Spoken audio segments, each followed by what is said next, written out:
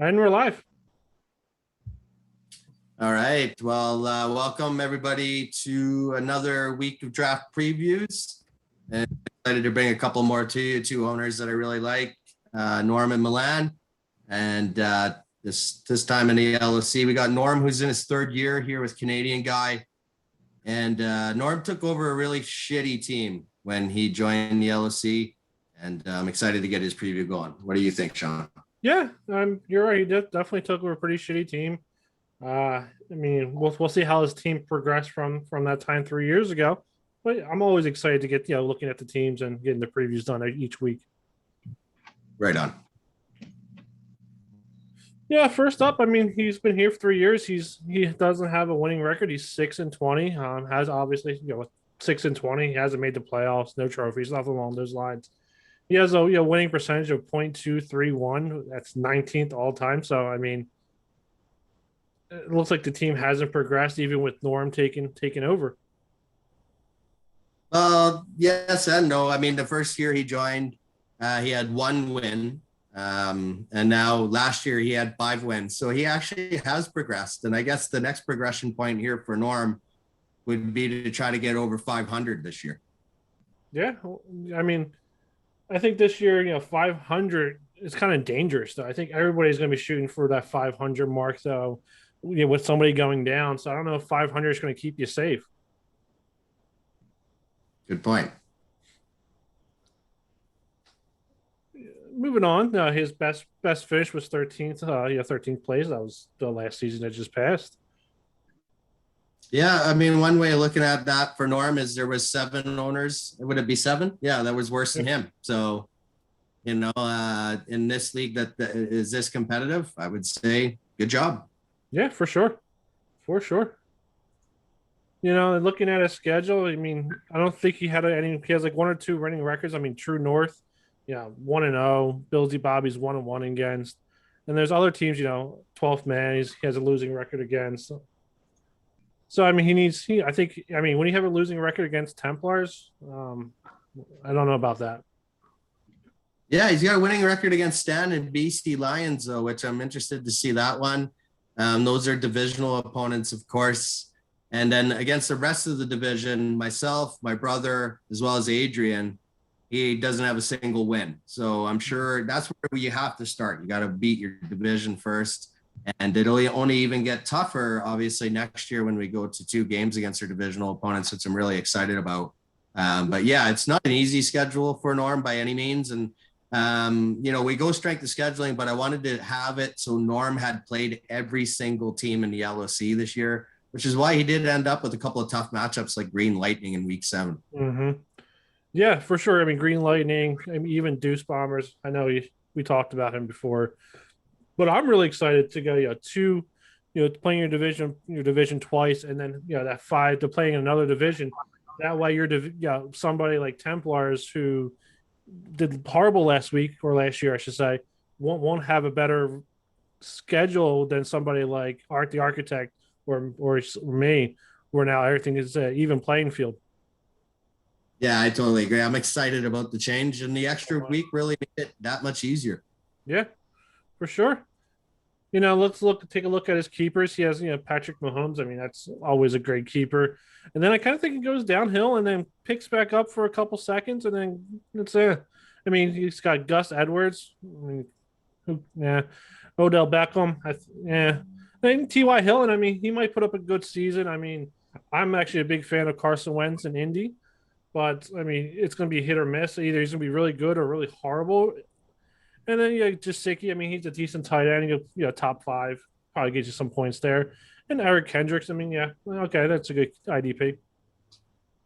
Yeah, I mean, I don't think the keepers are all that great for Norm. And, you're right. Mahomes is there, which is good. And obviously he's the best out there. But Gus Edwards is more of a handcuff, obviously. And Mike Jasicki, he's been inconsistent his whole career. That's why that one year I said Nick O'Leary was the starter, and he was to start the year. And of course, Odell's coming off ACL surgery. So I think at keeper, and he's really going to have to nail his draft picks. Yeah, for sure. Yeah, I mean, he can always. Speaking of his draft picks, I mean, he has fifth overall. He has two second rounders, which he was looking to make some trades. He definitely can trade those picks. I mean, 34, 36.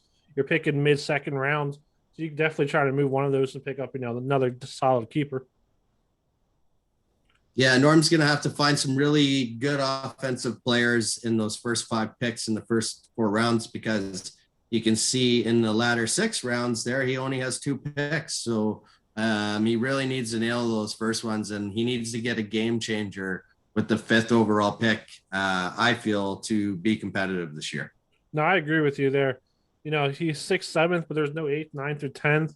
You have no 11th, and when we switch over to the mid rounds, and then he picks 12th and 13th again. But no 14th, 15th. So I mean, he's all over the place with picks. He needs to hit on those early picks. He's got to hit on every pick, honestly, in my opinion. Yeah, Norm can take a nap there for 11 rounds because he only has 4 picks, 11 rounds. And that's a long wait. And, you're going to just see quality players just getting taken off the board as you sit and wait. And it's going to be tough for Norm. Yeah, for sure. I mean, he does have those four round 28 picks and the 3 round 29 ones. Yeah, that's not where you want to be to have success. But I mean, I'm sure Norm did what he did last year to stay alive. And I honestly feel he might have to do some things again this year to stay alive. And he really needs to hit on those early picks. For sure, for sure. Yeah, let's switch over to a dynasty, talking about unnecessary roughness. Um, he's 10 and 16. Last year he went 6 and 7. So I mean, he did progress. He was at 4 and 9. He went the first year, so he's moving in the right direction. Let's see. I'm pretty sure the first season there was 2 or 3 7 and 6 teams actually made the playoffs. So he's right on the cusp there to make the playoffs. Yeah, Milan is the reason why IR kind of started, because he started off the season, I believe, last year with 5 straight wins. And then Dak went down, and that was it for him. And, it's kind of unfair to have you lose out on a season just because you lose your quarterback to injury. And, that's why it makes sense to have the rule in there. And, this Milan was a good sport about it. He never ever said anything about bullshit or anything like that. He's always been a good owner. And, we'll see if he can turn it around now that Dak's healthy. Yeah, I mean, if Dak was healthy, he probably would have been, at least 11 and 2, maybe 10 and 3. I mean, 5 straight wins. Dak's healthy. He's going to probably put up 30, 40 points. I think that's what he was averaging the first 5 games or first 4 games. Absolutely. Yeah, looking at his keepers, I mean, he does have Dak and Goff. I know some people say who the hell's Goff going to throw to, but he can always he'll be all right. And he has Barkley and Carson, Mostert. I mean, out of those 3, I mean, Barkley obviously is second best running back in the league. Chris Carson, he's not too shabby for a second RB. And Mostert, I mean, if he can stay healthy, I mean, he's a good RB3, honestly. Yeah, I mean, Barkley, I think, will come back strong this year for him. I think, the issue for Milan, number one, I see red flags at tight end because Hayden Hurst, obviously with Kyle Pitts there, is irrelevant. And then Schultz, whether or not he has a role.